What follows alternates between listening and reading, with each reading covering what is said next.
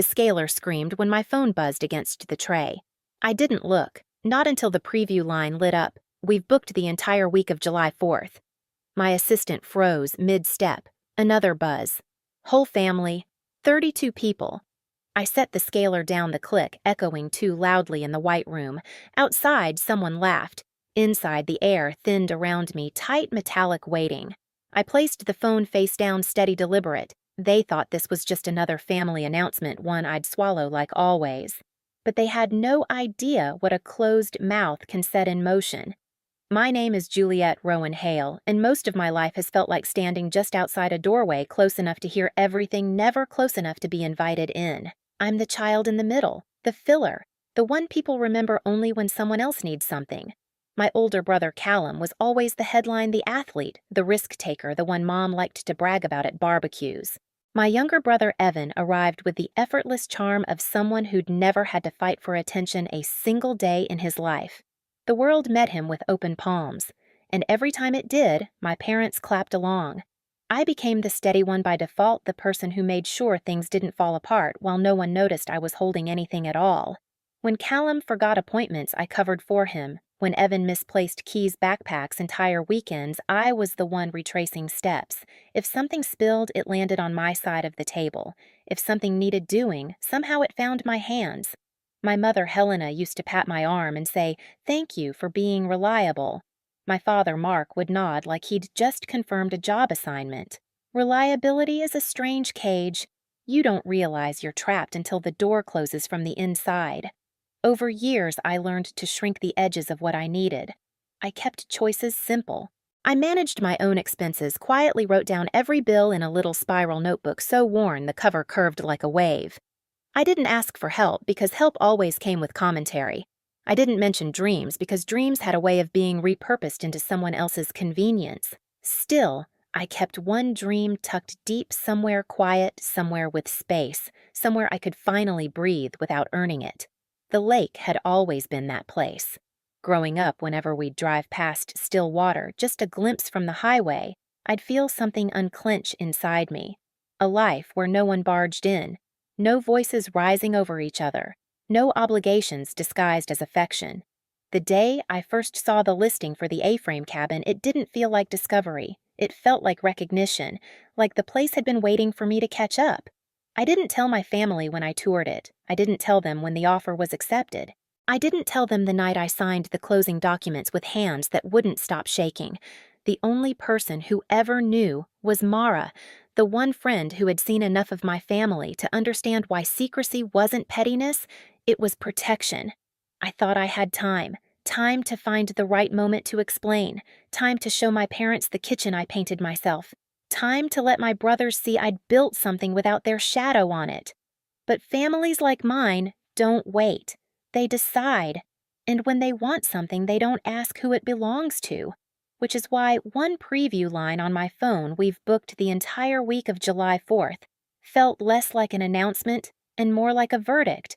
I didn't listen to the voicemail right away. I finished cleaning my station, peeled off my gloves, washed my hands until the water ran cool again. Routine steadied me. Routine kept my chest from tightening, but when I finally stepped into the supply room away from the patients and the lights and the chatter, I pressed play. My mother's voice burst through the speaker like someone swinging open a door without knocking. "We've booked the entire week of July 4th at your new lake house." I stared at the wall of labeled bins, gauze polish sterilization pouches, each in perfect order. The words didn't match the room I was standing in. They didn't match anything. Mom sounded cheerful, triumphant even. "Whole family," she said, as if that clarified everything.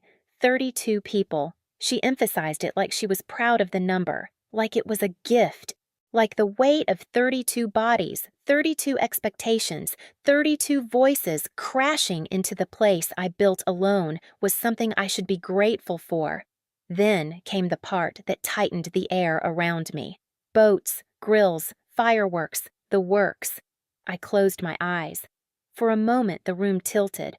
I saw it, quick, sharp flashes in my mind, trailers groaning up the gravel drive, strangers hauling coolers across the deck, kids running through the hallway I painted with my own hands. The kitchen crowded, the dock shaking, the quiet my quiet drowned. they weren't asking, they weren't confirming. They were informing me, like I was the last to know plans made on my behalf. My father's voice joined in faint in the background. It sleeps plenty. She won't mind. She won't mind. That's what they had always counted on. That I would adjust, that I would absorb, that I would smile and let them take what I never once offered. I didn't replay the message. I didn't need to. Every word had already carved itself into place. I picked up the phone again, my thumb hovering over the call button not to respond, but to listen to the silence beneath their certainty. The kind of silence that isn't empty, but electric. They thought I would fold the way I always had, but something in me shifted precise and irreversible like a lock turning. I didn't call them back. I didn't have to. I drove north without turning on the radio. The road unwound ahead of me in long, silver stretches, the kind that swallow entire thoughts before they form.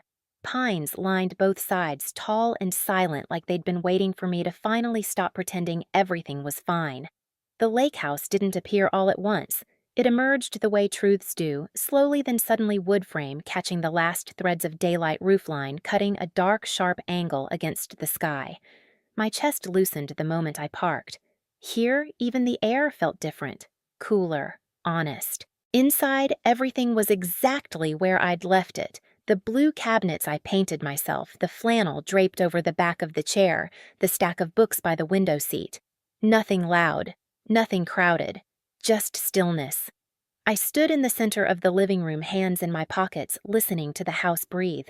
It had its own rhythm creaks settling in the beams, the faint hum of the fridge, and beyond the walls the soft lake water brushing the shore. All of it felt like a question.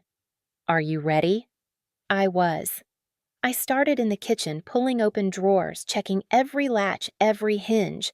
I needed to move. Movement was control.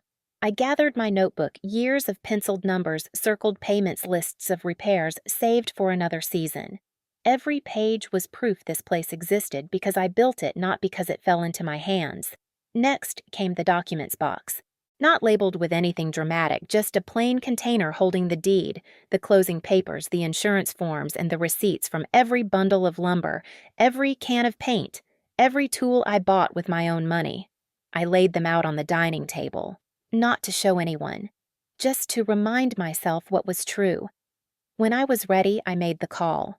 The locksmith arrived mid-morning, a quiet man with a steady gait and a toolbox that clinked with purpose. He didn't ask why I needed new deadbolts on every exterior door. He didn't comment when I pointed out the keypad I wanted installed. He didn't even raise an eyebrow when I asked for the final code to be 0814. He simply nodded and worked. The clink of metal, the low electric whir, the soft clicks, each sound felt like a page turning. By noon, he handed me a single ring with 2 keys. Only 2. No spares. No copies. No just in case hidden under the mat.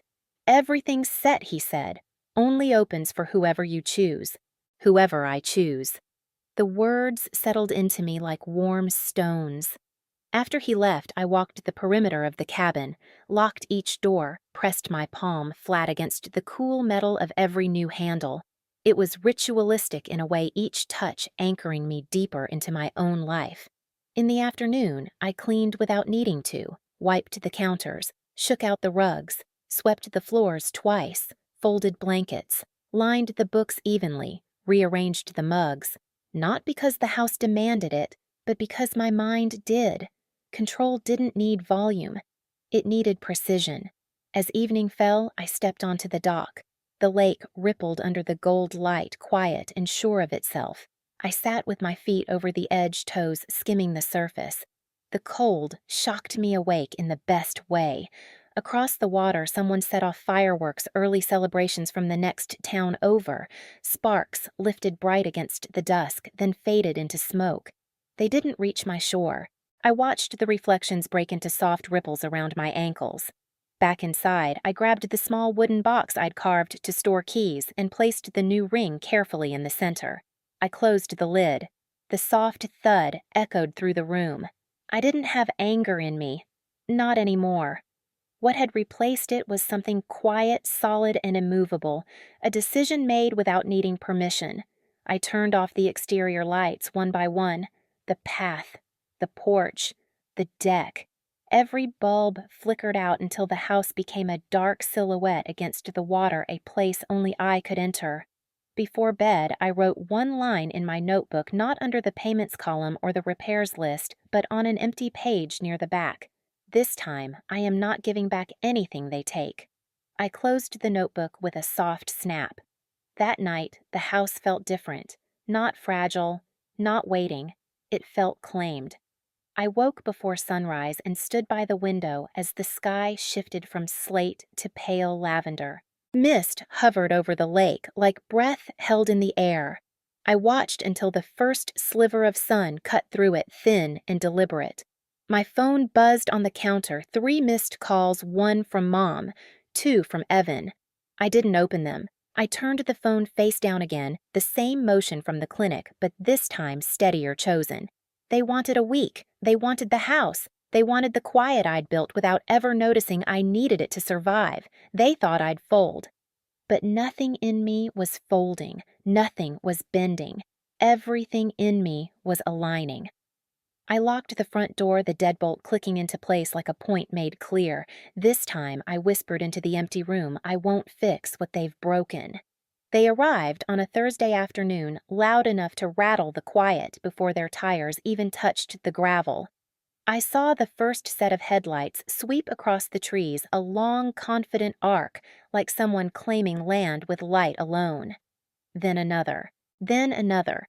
From the loft window, I watched the caravan spill into my driveway. Callum climbed out of his truck first, slamming the door like he owned the air. Evan followed, juggling coolers and shouting directions at cousins who weren't listening. My parents' SUV parked closest to the porch, as if proximity translated to authority.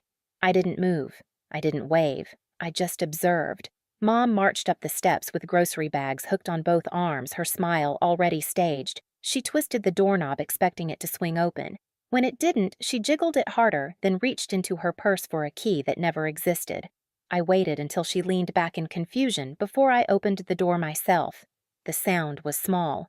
The impact wasn't. "Hi, Mom," I said, voice even, looking for something. Her expression flickered surprise, then irritation, then something sharper she tried to hide. "Sweetheart, the lock must be sticking." "This house is old. It's not sticking," I said. "It's new."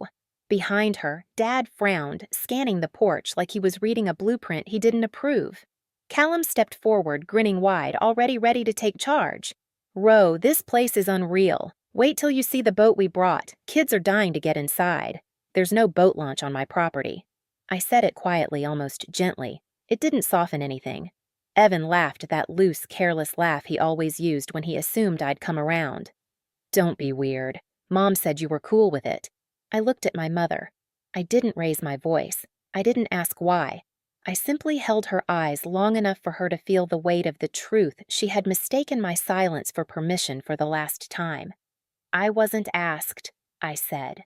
The words dropped heavy between us. The next 12 minutes felt like watching a machine malfunction in slow motion. Mom tried guilt first. "We just wanted family time." "You never host anything." Dad switched to doctrine. "Families share." "You don't lock your family out. Callum went practical. You've got 8 bedrooms." "Stop being dramatic." Evan offered convenience. "It's just a week, Jules." Behind them, relatives began unpacking anyway, setting down bags, unloading a karaoke machine, dragging foldable tables like they were prepping a festival. Someone's child ran toward the dock. I stepped back inside, placed my hand on the door, and closed it. The deadbolt slid into place with a clear, unapologetic click. Voices rose immediately, confusion complaints, then Mom's voice breaking into pleas that sounded worn at the edges.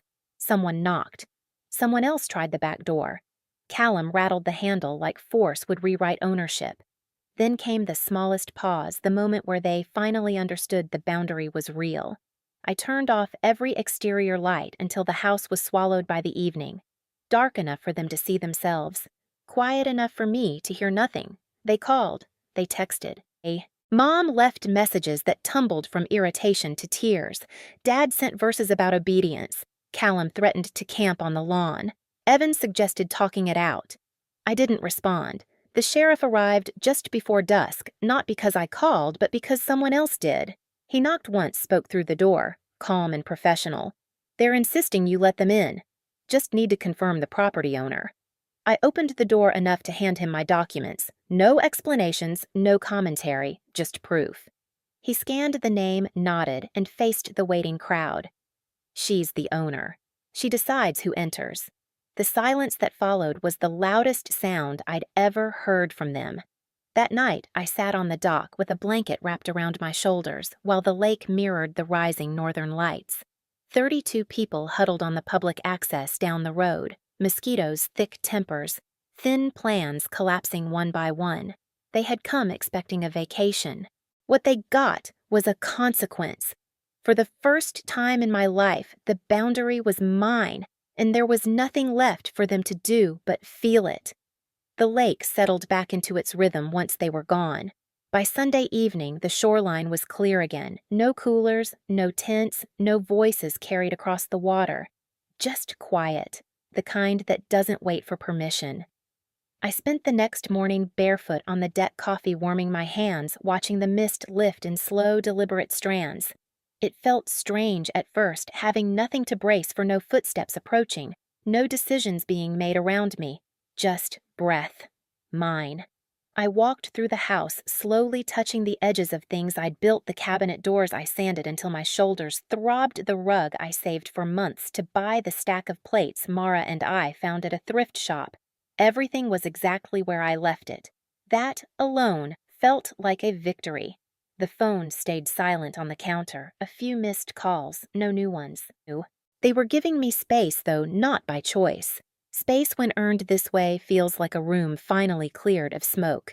I spent the afternoons doing nothing that required efficiency, reading by the window seat until the sun changed angles, skimming my hand through the water from the dock, letting the dog sleep with his head on my knee while the breeze moved through the trees like a quiet apology.